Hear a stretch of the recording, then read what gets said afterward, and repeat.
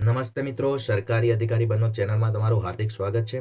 મિત્રો, પોલીસ કોન્સ્ટેબલની લેખિત પરીક્ષા આપીને આવ્યા બાદ ઘણા બધા વિદ્યાર્થીઓ મિત્રોના મનમાં આજે પણ 10 દિવસ થયા તો પણ તેમના મનમાં એક જ પ્રશ્ન છે કે સર, અમારે લેખિત પરીક્ષામાં કેટલા માર્ક હોય જેથી કરીને અમે ફૂલી કોન્ફિડન્સ સાથે અમે દોડની તૈયારી શરૂ કરી દઈએ। તો મિત્રો, તમને અમે પહેલાં પણ જણાવ્યું હતું, પરંતુ આ વિડીયો તમને હવે એક સર્વે અમારી સમક્ષ આવ્યો છે। અમે ઓનલાઈન સર્વે દરેક વિદ્યાર્થીઓના લેવ્યા અને લીધા બાદ તમારી સમક્ષ રજૂ કરી રહ્યા છે। 30,000 થી વધુ વિદ્યાર્થી મિત્રોના સર્વે છે અને આ સર્વે તમારી સમક્ષ રજૂ કરીએ છીએ। જો કોઈ વિદ્યાર્થી મિત્રોને 80 થી વધુ માર્ક હોય તો તેમાં કેટલા ટકા છે? 30,000 ના સર્વેમાં 70 થી 80 ની વચ્ચે હોય તો કેટલા ટકાવારીમાં છે? 60 થી 70 ની વચ્ચે હોય તો કેટલા ટકાવારીમાં છે? અને 50 થી 60 ની અંદર હોય તો કેટલા ટકાવારીમાં છે? અને 40 થી વધુ હોય તો કેટલા ટકાવારીમાં છે? જે કોઈ વિદ્યાર્થી મિત્રો ચેનલને પહેલી વખત વિઝિટ કરી રહ્યા તો ચેનલને જરૂર સબસ્ક્રાઇબ કરે। અને મિત્રો, તમે પોલીસ કોન્સ્ટેબલ બનો અને ખાકી વર્દીમાં આવો તેના માટે અમે ખૂબ જ અથાગ પ્રયાસ કરી રહ્યા છે। તમે પણ જો દોડની તૈયારી કરતા હોય તો ખૂબ જ સખતથી પુરુષાર્થ કરીને દોડની તૈયારી કરો અને અમે એવી આશા રાખીએ છીએ કે તમે 25 માંથી 25 માર્ક મેળવો, 20 થી ઓછા મિનિટમાં તમારી દોડ કમ્પ્લીટ થાય। હવે મિત્રો, આ સર્વે તમારી સમક્ષ રજૂ કરીએ છીએ। 80 થી વધુ માર્ક આવનારા વિદ્યાર્થી મિત્રોની સંખ્યા 30,000 જે સર્વે છે તેમાં 80 થી વધુ માર્ક આવનારા વિદ્યાર્થી મિત્રોની સંખ્યા 60 જ છે। કારણ 60 જ છે મિત્રો, ફરીથી કહું છું 60 જ છે। એવા ઘણા બધા વિદ્યાર્થી મિત્રો છે કે જે એવું વિચારી રહ્યા છે કે આ વખતનું પેપર અમારે કમ્પ્લીટ થઈ ગયેલું પરંતુ અમારા માર્ક આવશે। મિત્રો, ઘણા બધા વિદ્યાર્થી મિત્રોનું પેપર કમ્પ્લીટ થઈ ગયેલું પરંતુ પેપર ઉતાવળમાં કમ્પ્લીટ થવાના કારણે તેમના માર્ક ઘણા બધા છૂટી જવાની સંભાવના રહી છે। મિત્રો, 0.1% વિદ્યાર્થી મિત્રોના 80 થી વધુ માર્ક છે। આ વખતે અમારે જો સર્વે કરવામાં આવ્યું છે તેમાં આ સર્વેમાં 80 થી વધુ માર્કવાળા વિદ્યાર્થી મિત્રો માત્ર 60 છે 30,000ના સર્વેમાં। મિત્રો, 70 થી 80 ની માર્ક આવનારા વિદ્યાર્થી મિત્રોની સંખ્યા માત્ર 10% છે। 30,000 વિદ્યાર્થી મિત્રોની સંખ્યામાં માત્ર 10% વિદ્યાર્થીઓ એવા છે કે જેને 70 થી 80 ની વચ્ચે માર્ક આવે છે। 60 થી 70 ની વચ્ચે માર્ક આવનારા વિદ્યાર્થી મિત્રોની સંખ્યા છે માત્ર 30%। અને મિત્રો, 50 થી 60 ની અંદર આવનારા વિદ્યાર્થી મિત્રોની સંખ્યા છે 35% અને 40 થી વધુ માર્ક આવનારા વિદ્યાર્થી મિત્રોની સંખ્યા 24% છે। પરંતુ આ વિદ્યાર્થી મિત્રોનું સિલેક્શન માટે નહિવત પ્રમાણમાં ચાન્સ છે। પરંતુ મિત્રો, આ વિદ્યાર્થી મિત્રો જો 25 માંથી 25 દોડમાં લાવે તો તેમનું પણ સિલેક્શન થઈ શકે તેવી સંભાવના બની શકે છે। હવે મિત્રો, 80 થી વધુ માર્ક આવનારા વિદ્યાર્થી મિત્રોની સંખ્યા કેમ ઓછી છે? કારણ કે મિત્રો, આ વખતે પોલીસ કોન્સ્ટેબલનું પેપર ગણિત ખૂબ જ પ્રમાણમાં પૂછાયું હતું અને ગણિત સોલ્વ કરવામાં ટાઈમ જોઈએ।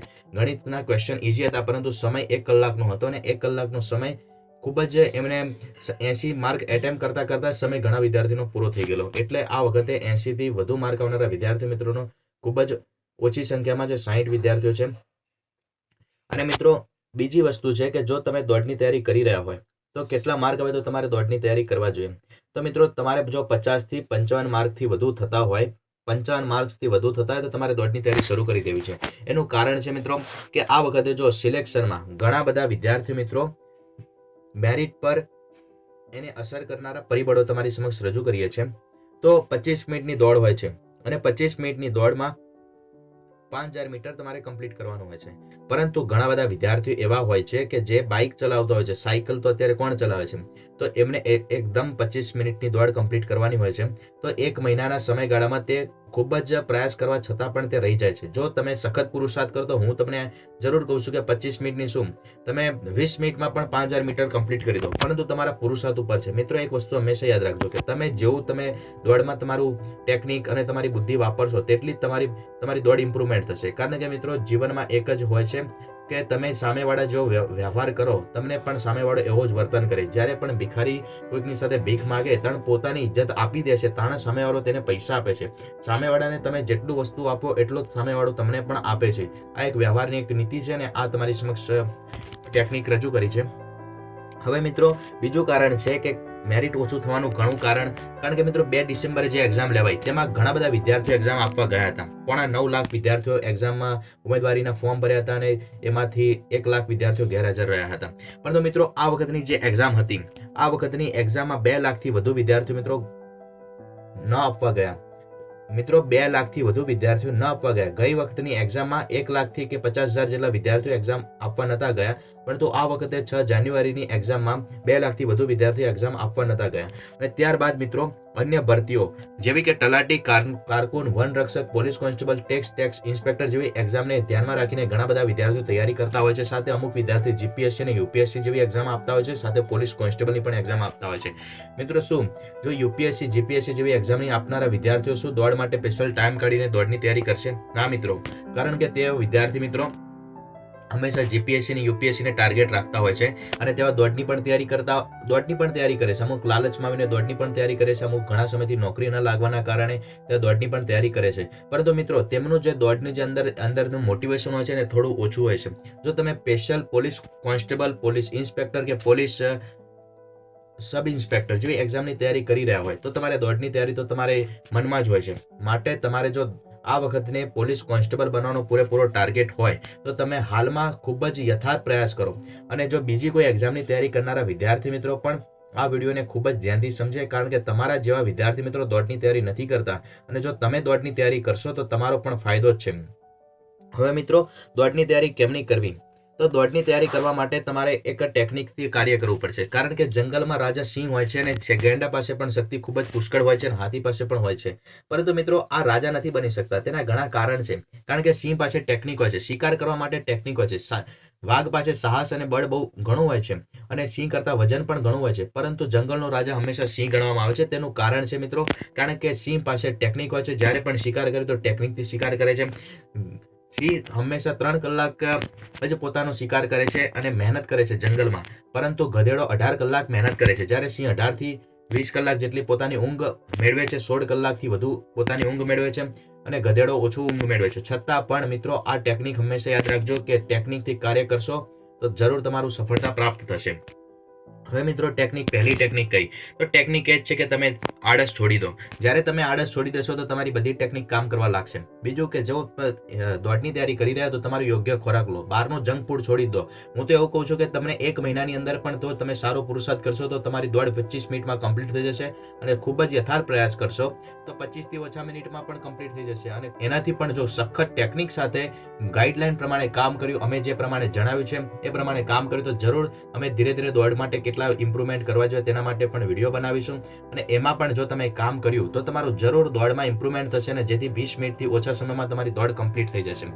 મિત્રો જ્યારે પણ તમે દોડ કરો તો વાર્મ અપ અને સ્ટ્રેચિંગ જરૂર કરો, જેથી કરીને તમારા સ્નાયુઓ અને તમારું જે ફ્લેક્સિબિલિટી હોય, તમારી જે શરીરની જે તમારું શરીર હોય તે તમારું શરીર હલનચલન બરાબર થઈ શકે. તમારા શરીરમાં જે પ્રમાણે લોહીનું પરિભ્રમણ શરૂઆતમાં થઈ શકે, જેથી કરીને અચાનક દોડ કરવા જશો તો તમારા માંસપેશીઓમાં દુખાવો ન થાય. હવે મિત્રો જ્યારે પણ દોડ કરો, જો કોઈ વિદ્યાર્થી મિત્રોનો વિટામિનની કમી હોય, B12 કે D3 કે અલગ પ્રકારની, તો તે વિદ્યાર્થી મિત્રો પોતાના વિટામિન માટે ટેબ્લેટ ડોક્ટરની પાસે માર્ગદર્શન લઈને ડોક્ટરને જણાવે કે સર મારે આવું પ્રોબ્લેમ છે અને મારા થોડા સમયમાં દોડ કમ્પ્લીટ કરવાની છે. તો ડોક્ટરના માર્ગદર્શન અનુસાર પોતાનું જે મેડિકલ ટ્રીટમેન્ટ હોય કે કોઈ પણ પ્રકારનું હોય તો તે પોતાને સપ્લિમેન્ટ કે લઈ શકે છે, પરંતુ મિત્રો ડોક્ટરના માર્ગદર્શનમાં. હવે મિત્રો જો તમે દોડની તૈયારી કરી રહ્યા હોય અને સાથે તમારે ઇમ્પ્રુવમેન્ટ કરવું હોય તો હંમેશા યાદ રાખો કે સ્ટેપ બાય સ્ટેપ જજો. કારણ કે સ્ટેપ બાય સ્ટેપ જજો એનું કારણ છે કે શરૂઆતમાં જ્યારે તમે ગ્રાઉન્ડમાં જાઓ તો તમે નાના ચક્કર લગાવો અને નાના ચક્કર લગાવવાથી તમને કોન્ફિડન્ટ થઈ જશે કે હું આટલા સમયમાં આટલું દોડ કરું છું. ત્યારબાદ તમે રેકોર્ડ રાખો અને રેકોર્ડ રાખ્યા પછી દર વખતે તમારી દોડને ઇમ્પ્રુવમેન્ટ કરવાનો ટાર્ગેટ રાખો. એ ટાર્ગેટને અચીવ કરો જેથી કરીને તમારી દોડ ઇમ્પ્રુવમેન્ટ થશે. અને મિત્રો ઘણા બધા વિદ્યાર્થી મિત્રો દોડ કરવા જાય છે પરંતુ તે દોડમાં વેટ ઉતારે છે. અને મેં પહેલા પણ કહ્યું કે જો તમે દોડમાં ટેકનિક રાખશો તો તમારું 100% તમારી દોડ ઇમ્પ્રુવમેન્ટ થશે. હવે મિત્રો વેટ ઉતારે કેમ ને કે જ્યારે પણ દોડે ને જોશમાં આવીને તો ફટાફટ દોડે 1 કિલોમીટર 2 કિલોમીટર દોડી કાઢે, પછી ત્યારબાદ છે ને એકદમ બેસી જશે. કોઈક બાંકડો મળે કે કોઈક એમને જમીન પર બેસી જશે.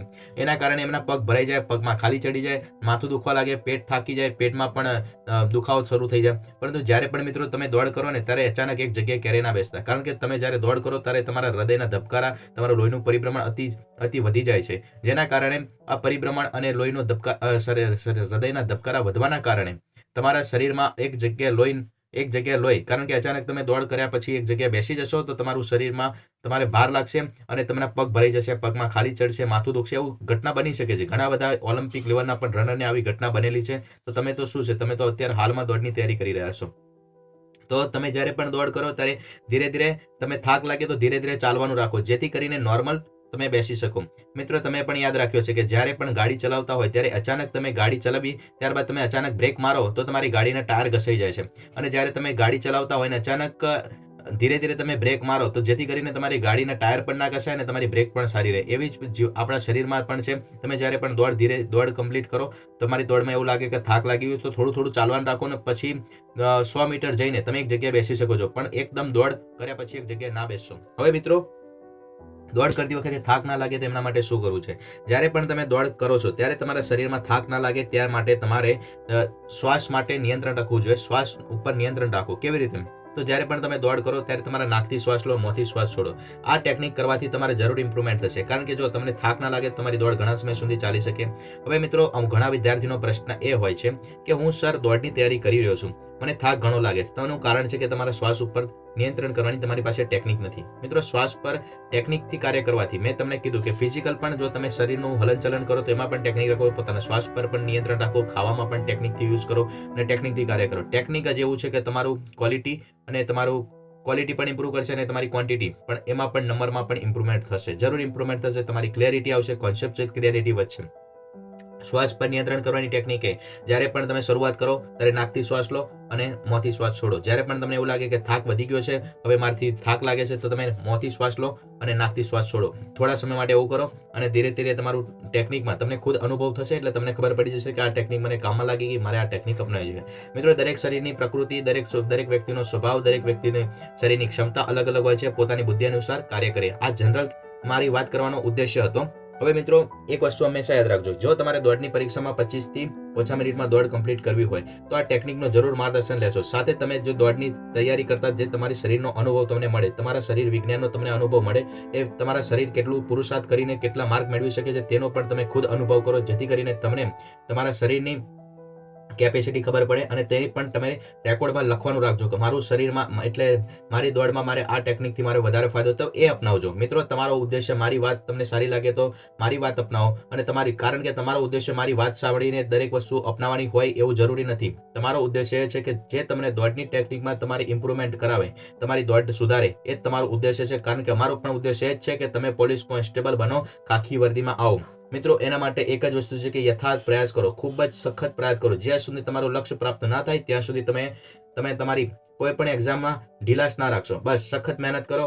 એક્ઝામ જરૂર તમારી પાસે છે, પણ વિચાર ના કરો કે સર હું 2 વર્ષથી એક્ઝામ ના પાસ થયો છું, 2 વર્ષથી હું એક્ઝામમાં પાસ નહીં થયો, હું 5 વર્ષથી પોલીસ કોન્સ્ટેબલ બનવાની કોશિશ કરી રહ્યો છું. ઘણા વિદ્યાર્થી છે જે 5 વર્ષથી કરી રહ્યા છે, બરાબર, 2000 ઘણા સમયથી તૈયારી કરી રહ્યા છે. ઘણા વિદ્યાર્થી એવા છે કે બીજી પણ એક્ઝામ 5 વર્ષથી કરી રહ્યા છે, પરંતુ હજુ પોલીસ કોન્સ્ટેબલ પણ ક્લિયર નથી. મિત્રો, એવા વિચારો છોડી દો. માત્ર મહેનત કરો, તમને જરૂર લક્ષ્ય પ્રાપ્ત થશે. પણ જો ટેકનિકથી કાર્ય કરો તો આ 6 મહિનામાં તમારું લક્ષ્ય પ્રાપ્ત થઈ જશે. જે કોઈ વિદ્યાર્થી મિત્રોને વિડીયો પસંદ આવે તો વિડીયોને લાઇક કરે, બીજાની મદદ માટે વધુને વધુ શેર કરે. અને મિત્રો, આ વિડીયો જરૂર શેર કરો, જેથી કરીને તમારી ફેસબુક હોય તો ફેસબુક પર તમે વિડીયોની લિંક અપલોડ કરી દો. ત્યારબાદ તમારું વોટ્સઅપ હોય, વોટ્સઅપ પર કે પછી અન્ય ઇન્સ્ટાગ્રામ કે કોઈ પણ સોશિયલ મીડિયા યુઝ કરતા જરૂર તમે આ વિડીયોને શેર કરી શકો છો, જેથી આ ગુજરાતના દરેકને છેવાડા સુધીના વિડીયો પહોંચે, જેથી દરેકને મોટિવેશન મળે.